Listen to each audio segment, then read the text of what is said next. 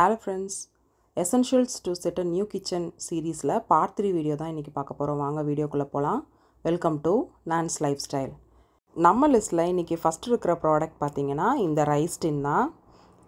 Rice டின் அப்படின்றது நம்ம எல்லார் கிச்சன்லயுமே எசென்ஷியலான ஒரு விஷயம்.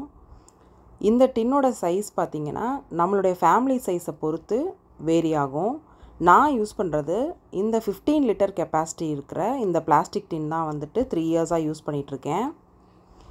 இதில் பார்த்தீங்கன்னா நான் 10 kg ரைஸ் வந்துட்டு ஒவ்வொரு தடவையும் வந்து ஸ்டோர் பண்ணி யூஸ் பண்ணுவேன். தீர பார்த்தீங்கன்னா நான் வந்து யூஸ் பண்ணுவேன். ஸோ எனக்கு பார்த்தீங்கன்னா வண்டு வராமல் ப்ராப்பராக மெயின்டைன் பண்ணுறதுக்கு எனக்கு வந்து இது ஹெல்ப்ஃபுல்லாக இருக்குது. இந்த டின் வந்து நான் டிமார்ட்டில் தான் வாங்கினேன். இது ஓரளவுக்கு உங்களுக்கு நல்ல டைட்டாகவே இருக்கும். சைடில் கொடுத்துருக்கிற கிளிப்பெல்லாம் பார்த்தீங்கன்னா நல்லாவே வந்து ஸ்ட்ராங்காக உங்களுக்கு வந்து நல்ல டைட்டாகவே கொடுத்துருக்காங்க. இதோட ப்ரைஸ் பார்த்தீங்கன்னா 250 ருபீஸ்க்கு தான் நான் வாங்கினேன். நமக்கு பார்த்தீங்கன்னா இதுலேயும் நிறைய மெட்டீரியல்ஸ் அவைலபிளாக இருக்குது. நம்ம வந்து அதாவது முன்னாடிலாம் பார்த்தீங்கன்னா இந்த ஸ்டெயின்லெஸ் ஸ்டீலில் சும்மா இந்த அண்டா மாதிரி இருக்கும் இல்லையா, அந்த மாதிரி வச்சுருப்பாங்க. இப்போ பார்த்தீங்கன்னா சம்படம் டைப்லேயும் நமக்கு வந்துட்டு நிறைய சைஸஸில் நமக்கு அவைலபிளாக இருக்குது. நான் யூஸ் பண்ணுறது பார்த்திங்கன்னா இந்த இது தான் யூஸ் பண்ணுறேன். குவாலிட்டி வந்து நல்லா இருக்குது. BPA ஃப்ரீ பிளாஸ்டிக் தான். நமக்கு டே டு டே லைஃப்பில் யூஸ் பண்ண என்ன வந்து கன்வீனியண்ட்டாக இருக்கோ நம்ம அந்தபடி வந்து வாங்கிக்கலாம். ஸோ நான் வண்டு வராமல் வந்து எப்படி வந்து ரைஸை வந்து மெயின்டைன் பண்ணுறேன் அப்படின்றத நான் நெக்ஸ்ட் வீடியோவில் சொல்கிறேன். அடுத்து நம்ம லிஸ்ட்டில் பார்க்குறது இந்த மிக்சிங் பவுல்ஸ் தான். ஸோ மிக்சிங் பவுல் அப்படின்றது என்னை பொறுத்த வரைக்கும் கிச்சனில் ரொம்ப இம்பார்ட்டண்ட். இதுலேயும் பார்த்தீங்கன்னா நிறைய சைஸஸில் நிறைய வந்துட்டு டிசைனில் நமக்கு அவைலபிளாக இருக்குது. மெட்டீரியலும் பார்த்திங்கன்னா ஸ்டெயின்லெஸ் ஸ்டீல், கிளாஸில் இருக்குது, பிளாஸ்டிக்கில் இருக்குது, நிறைய விதத்தில் வந்து நமக்கு கிடைக்குது. ஒவ்வொன்றுமே ஒவ்வொரு டைப்பில் வந்து நம்ம யூஸ் பண்ணலாம். இப்போ இந்த பெரிய பவுல் எடுத்துக்கிட்டிங்க அப்படின்னா இது பார்த்திங்கன்னா நான் இந்த நான்வெஜ்ஜெல்லாம் வாஷ் பண்ணுறதுக்கு, அதே மாதிரி கொஞ்சம் குவான்டிட்டி பெருசாக கொஞ்சம் நிறைய காய்கறி வந்து வாஷ் பண்ணுறது, அந்த மாதிரி விஷயங்களுக்கு நான் வந்து இதை யூஸ் பண்ணுவேன். இது வந்து கொஞ்சம் நல்லா அகலமாக வந்து யூஸ் பண்ணுறதுக்கு ரொம்பவே வந்து கன்வீனியண்ட்டாக இருக்கும். ஸோ மெயினாக நான் வந்து இந்த பவுலை பார்த்திங்கன்னா நான்வெஜ் வாஷ் பண்ணுறதுக்கு நான் யூஸ் பண்ணுவேன். வாய் அகலமாக இருக்கிறதுனால கொஞ்சம் நிறைய தண்ணி பிடிச்சி நல்லா வந்து நமக்கு வாஷ் பண்ணுறதுக்கு ஈஸியாக இருக்கும். அடுத்தது டெப்த்து கம்மியாக இருக்கிற இந்த பாத்திரம் தான். இது பார்த்திங்கன்னா நான் சப்பாத்தி மாவு பிசைகிறதுக்கு வந்து ரொம்பவே ஹெல்ப்ஃபுல்லாக இருக்கும். இது நல்லாவும் இருக்கும் யூஸ் பண்ண. அதே மாதிரி இந்த புளியோதரை, லெமன் ரைஸ் இதெல்லாம் நம்ம கிளறதுக்கும் வந்து நமக்கு வந்து இது ரொம்பவே ஹெல்ப்ஃபுல்லாக இருக்கும். நிறைய சாதம் கிளறீங்க அப்படின்னா வந்து நமக்கு வாட்டம் இதில் வந்து நல்லா இருக்கும். இந்த பாத்திரத்தை பார்த்திங்கன்னா நீங்கள் சாப்பாடு பரிமாறுறதுக்கும் யூஸ் பண்ணிக்கலாம்.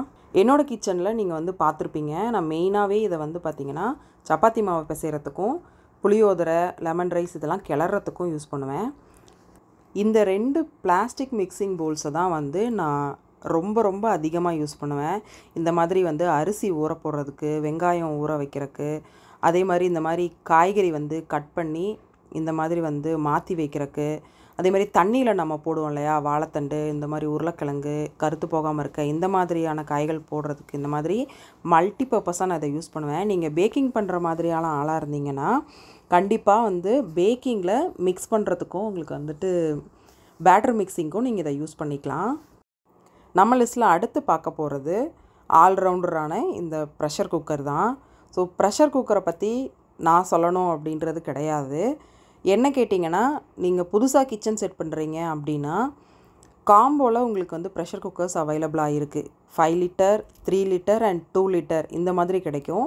மூடி பார்த்திங்கன்னா 2 மூடி கொடுப்பாங்க. 5 லிட்டர் குக்கருக்கு வந்து ஒரு மூடியும், 2 லிட்டர் அண்ட் 3 லிட்டர் குக்கருக்கு சேர்த்து ஒரு மூடியும் உங்களுக்கு கொடுப்பாங்க. இதை நீங்கள் வாங்கிட்டீங்க அப்படின்னா நீங்கள் வந்து வேறு ஆப்ஷனுக்கு போகவே வேண்டியதில்லை. லைஃப் டைம் நீங்கள் வந்து யூஸ் பண்ணலாம். அதாவது இந்த குக்கர் வந்து உங்களுக்கு ஏதாவது ப்ராப்ளம் ஆகிற வரைக்கும் நீங்கள் வந்து இதையே யூஸ் பண்ணலாம். நீங்கள் வந்து இப்போ 2 பேர் இருக்கிற சின்ன ஃபேமிலி அப்படின்னா உங்களுக்கு வந்து இந்த 2 லிட்டர் அண்ட் 3 லிட்டர் அந்த குக்கரே உங்களுக்கு போதும். ஸோ வந்து சப்போஸ் கெஸ்ட்டு வராங்க, ஒரு பெரிய சமையல் பண்ணுறீங்க அப்படின்னா நீங்கள் வந்து 5 லிட்டர் எடுத்துக்கலாம். ஸோ எல்லாத்துக்கும் சேர்த்து உங்களுக்கு இந்த ஒரு காம்போவே வந்து உங்களுக்கு வந்து போதும் அப்படின்ற மாதிரி இருக்கும். ஸோ இந்த அலுமினியத்தில் நீங்கள் இன்வெஸ்ட் பண்ணுறதை விட இந்த மாதிரி ஸ்டெயின்லெஸ் ஸ்டீலில் வந்துட்டு நீங்கள் இந்த காம்போவில் வந்து குக்கர்ஸ் வாங்கிட்டீங்க அப்படின்னா உங்களுக்கு வந்து ஒரு ஹெல்த்தியான குக்வேர் ஆப்ஷனாகவும் இருக்கும். உங்களுக்கு வந்து கிச்சனுக்கும் உங்களுக்கு வந்து அடுத்தடுத்து நீங்கள் வந்து பாத்திரத்தில் இன்வெஸ்ட் பண்ண வேண்டி இருக்காது. நீங்கள் பிகினராக இருக்கீங்க அப்படின்னா வெறும் சாப்பாடு வைக்கிறதுக்கு மட்டும் நீங்கள் இந்த குக்கரை யூஸ் பண்ணணும்னு அவசியம் கிடையாது. நான் பார்த்திங்கன்னா சமைக்க ஸ்டார்ட் பண்ண டைமில் பார்த்திங்கன்னா எனக்கு வந்து இந்த பச்சை வாசனை போயிடுச்சா வெந்துருச்சா இப்படிலாம் எனக்கு பார்க்க தெரியாது. எல்லாத்தையும் கலந்து குக்கரில் போட்டு அப்படியே ஒரு 4 விசில் வச்சு இறக்கிடுவேன். உங்களுக்கு பச்சை வாசனை போய் எல்லாம் வெந்துடும், குழம்பும் ரெடி ஆயிரும். ஸோ வந்து நீங்கள் இந்த மாதிரி கிழங்கு வகைகள் வேக வைக்கிறதுக்கு எந்த கிழங்காக இருந்தாலும் சரி, ஸ்நாக்ஸுக்கு வேக வைக்கிறீங்க இல்லை இந்த மாதிரி பொட்டேட்டோஸ், கருணக்கிழங்கு, சேப்பங்கிழங்கு என்னவாக இருந்தாலும் சரி. அதே மாதிரி இந்த சுண்டல் வெரைட்டி, இந்த நிலக்கடலை சுண்டல், வெள்ளை சுண்டல், பருப்பு வேக வைக்கிறது, இந்த மாதிரி எல்லாத்துக்குமே நீங்கள் குக்கர் யூஸ் பண்ணலாம். இந்த மாதிரி நான்வெஜ்ஜுக்கெலாம் பார்த்திங்கன்னா ஒன்லியே கறி வேக வச்சு அதுலேயே நீங்கள் வந்து குழம்பையும் கூட்டி விட்டு நீங்கள் வந்து இறக்கிடலாம். இந்த மாதிரி மல்டி பர்பஸாக உங்களுக்கு குக்கர் யூஸ் ஆகும். சாம்பார்லாம் வைக்கிறீங்க அப்படின்னா ஒரே குக்கரில் நீங்கள் வந்து நிறைய பாத்திரம் யூஸ் பண்ணாமல் இந்த ஒரே குக்கரை வச்சே நீங்கள் வந்து மொத்த சாம்பாரையுமே நீங்கள் பண்ணிடலாம். நான் பார்த்திங்கன்னா ஒரு பெரிய வந்து நான்வெஜ்லாம் கொஞ்சம் அதிகமாக செய்யணும் அப்படின்னா இந்த 5 லிட்டர் குக்கர் யூஸ் பண்ணுவேன். இல்லைனா அந்த 3 லிட்டர்லேயே வந்து நான் நான்வெஜ் செஞ்சு இறக்கிடுவேன்.